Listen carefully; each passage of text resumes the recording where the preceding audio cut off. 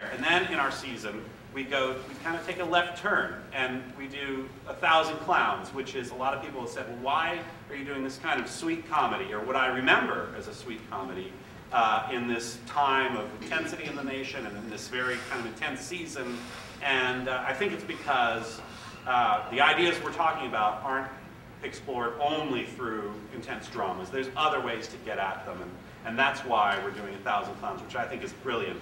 Brilliant play, and Sheila, you might want to talk more about why we're doing that. Sure, yeah. So as I sort of said earlier, it's a different take on the outsider. It's an outsider who is choosing to be outside of society.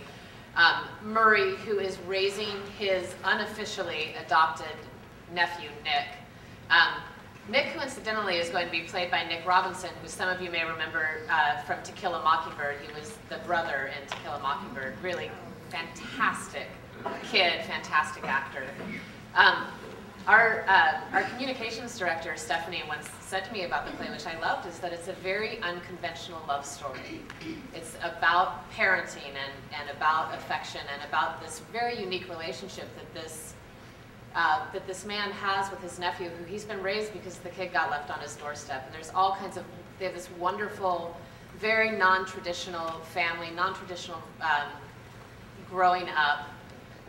And I think it is light, but I think it's subversive as well. I do think it addresses questions that we're still asking today of what makes a good parent, what is the right way to raise a child, is there a right way? And I think also for Murray, at what point, no matter how much you want to be outside of society, if you have to be involved with a person, and in this case take care of a child, what do you have to step into, and how do we balance being ourselves with working within a community as well, whether it's through raising a child or just participating in society and holding on to our own individuality as well.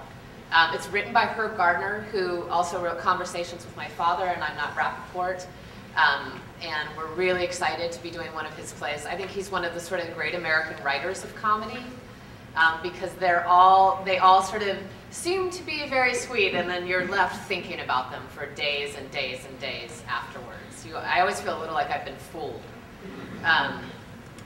So he's a really, really terrific writer. It's being directed by Sari Ketter, who directed The Diary of Anne Frank, and it will also have the same design team, a scenic and lighting designer from Minneapolis, really, really wonderful designers, and it's always so exciting for us to have people from outside of Seattle as well as in Seattle here. The other thing about if you don't know the story, haven't seen the movie or the play, is that it's set sort of on the backdrop of children's television. And they're really, I don't know that I've had many greater joys here than sitting in an audition room and watching actors come in and play Chuckles the Chipmunk. It was really, really wonderful, and the actors who came in were so lovely.